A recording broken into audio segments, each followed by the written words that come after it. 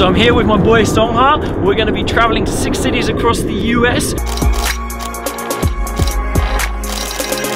Talking to some of the best bartenders in the business about the common mistakes they try to avoid when they're making highballs in the best bars, give you the history of those drinks and how they go about elevating the guest experience. Come on, let's go.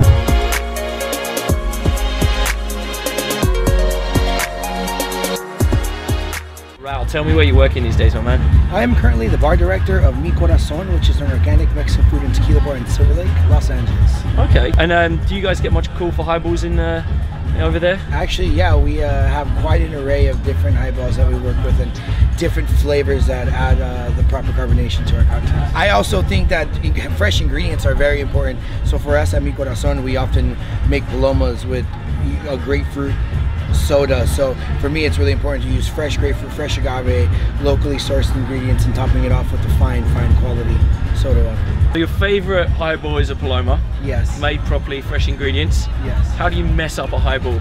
I think ratios at that point become the issue. So I know this is a tricky conversation to have depending on, it's subjective, but I do believe that over pouring soda water and too much bubbles will kill the other ingredients. I think it's key to balance them out as to put them all on a pedestal. One last question for you. You talk about taking care of the guests and looking after their experience through quality ingredients. Can you give us an example of where you did something very, very small to elevate or delight your guest?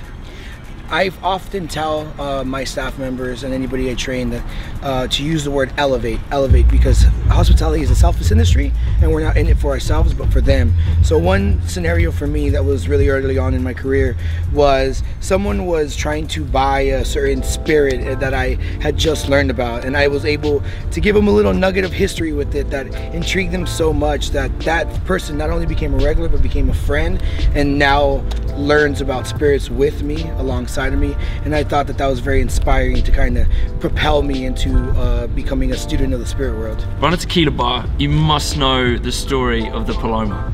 I know a bit about it. I will say that all stories in cocktail folklore kind of, bend it to perspective. But the story I do know and I follow, because I've had the privilege of visiting the bar it was created, which is a bar called La Capilla, and it is in the town of Tequila in the state of Jalisco, Mexico. And folklore goes back that they created a cocktail called La Batanga, but the Paloma was one that was alongside of that.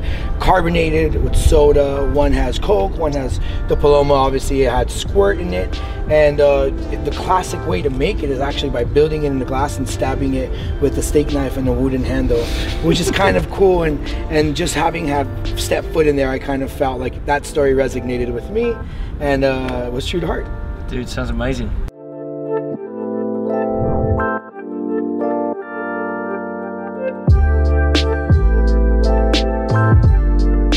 Hi Cari, where are you working these days? I am the bar manager at Big Bar in Los Feliz, and it is attached to Alcove Cafe.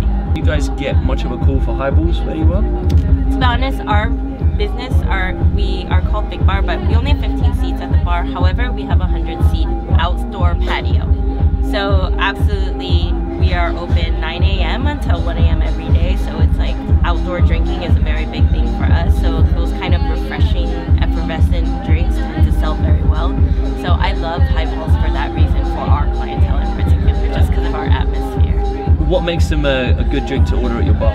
For me, it's flavor and also carbonation. I personally love a very hard carbonated soda. This is kind of irreverent, but I always call it like I want the bubbles to rape my tongue. Like it needs to hurt going down. Like that kind of level of carbonation to me is very important, because when you pour it into a glass and mix it up, it already kind of loses a little bit. So by the time it gets to the guest, it's often flat and disgusting if the carbonation level is not high enough. So that is the most important part. Not a fan of the gun. It's dirty. And then the flavors mix and it's unhygienic and it's hard to clean and it's clunky on the bar. So I hate soda guns. Fair enough. Do you have a favorite highball? Favorite highball? I mean, I'm very simple, so I love, like Japanese whiskey with very good soda. That's like my favorite highball. I also love gin and tonics, so I mean, and to be honest, I drink a lot of vodka soda. When I need like hydration, just like water, I drink vodka soda. At Big Bar, guest experience is really important to you guys, and speed of service. Can you give us an example of where you've done something very, very small that has impacted the guest experience in a really, really big way? Well, I think for me, even beyond making cocktails, guest experience and hospitality is the #1 thing for me to teach my bartenders. So I remember there was this gentleman he's like a very older gentleman, and he was dead set on having a blended pina colada. We don't actually carry those at our bar. We don't make them. I mean, we have a blender, but it's on the cafe side and in the kitchen.